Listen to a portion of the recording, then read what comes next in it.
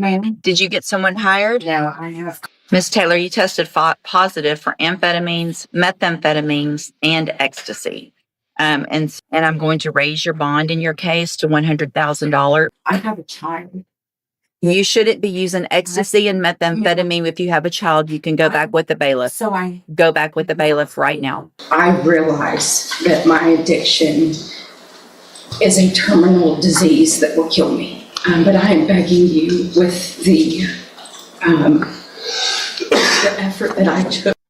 well. Good morning. Are you Melissa Taylor? This is. What do you have on your... Oh, this is my son Brandon Taylor. Why'd you wear that this morning? Because he's my entire world. Okay. Miss Taylor, this is your initial... No, you were here before. Did you get someone hired? Ma'am? Did you get someone hired? No, I have conducted full definitions. I have the printout paperwork with all information. They're extremely expensive. I'm not going to get the funds gathered for that. Who'd you talk to? I spoke to down. Where? Come out to Where'd you... wrap it in today. Okay. Did you talk to some more since that last court date? The last hearings. You asked you instructed me to get 3 questions. Mm-hmm. That was what I did. Did that turned into after Okay. If I test you this morning, you can have anything in your system. Have a seat in the jury box. Need text. Miss Taylor, you tested positive for amphetamines, methamphetamines, and ecstasy. And so at this time, I'm going to find that that is a violation, obviously, of your bond conditions. And I'm going to raise your bond in your case to $100,000. Well, let me look at it real quick. I'm going to, let's see. In one of your cases, you're charged with assault on a peace officer, the other credit or debit card abuse. In each of those cases, I'm raising your bond to $100,000 in each case. Okay. If you make the bonds in those cases, you are ordered to wear a drug patch at all times, get it tested at the appropriate times, and then we will move forward with your case. And I kind of speak what she wants. Mm-hmm. And I thought should be able to sit in.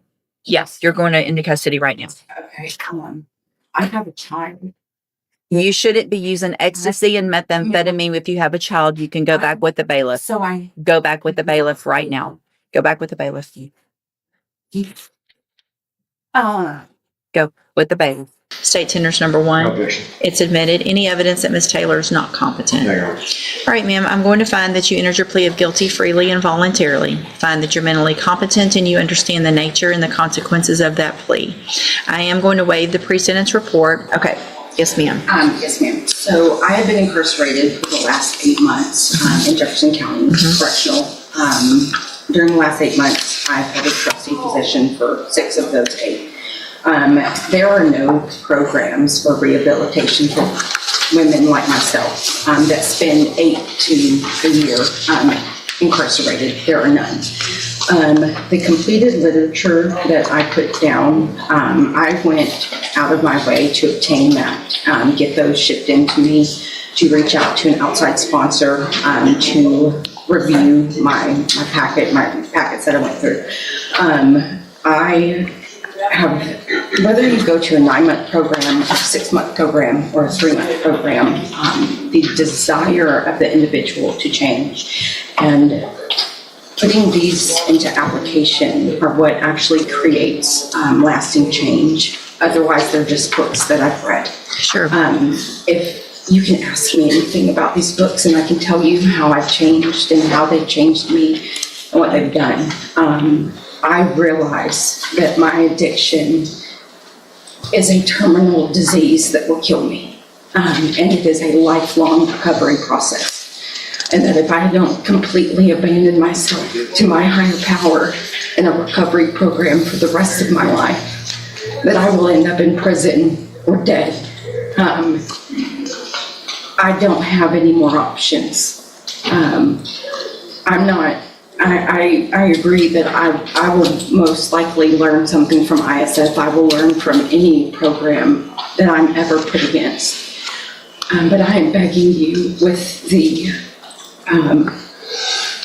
effort that I took, seeing that there's no options for female inmates other than an AA program every other week at best.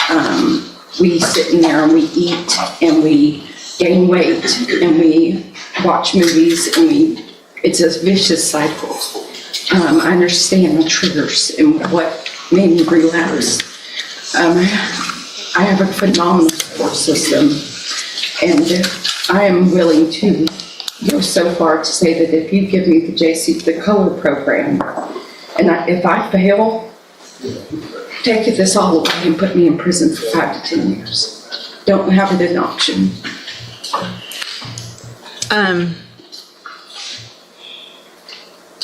Mr. Nichols, so Big red letters. So here's the thing, Ms. Taylor, the words that you're saying Right. are, no, I mean, I can tell that you're sincere.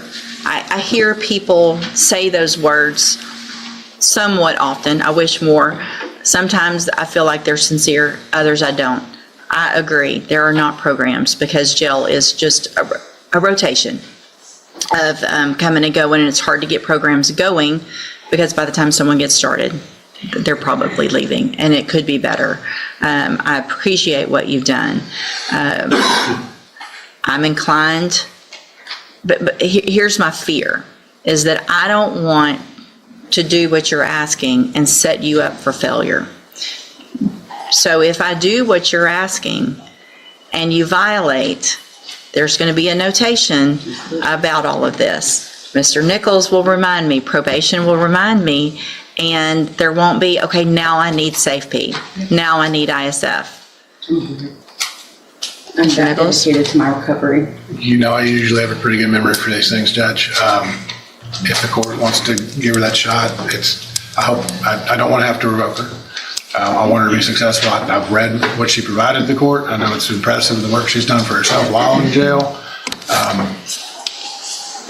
I'd hate to see it all fall apart, though.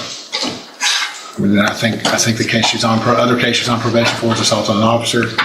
And I know there was at least one state jail. I do have, so 24 DCCR 2177 is another, she's on probation for. There is another probation. And so 24 DCCR 2177, so whatever I do to modify conditions are going to be the same on those. So I guess what I'm going to do, Ms. Taylor, is I'm going to give you this opportunity.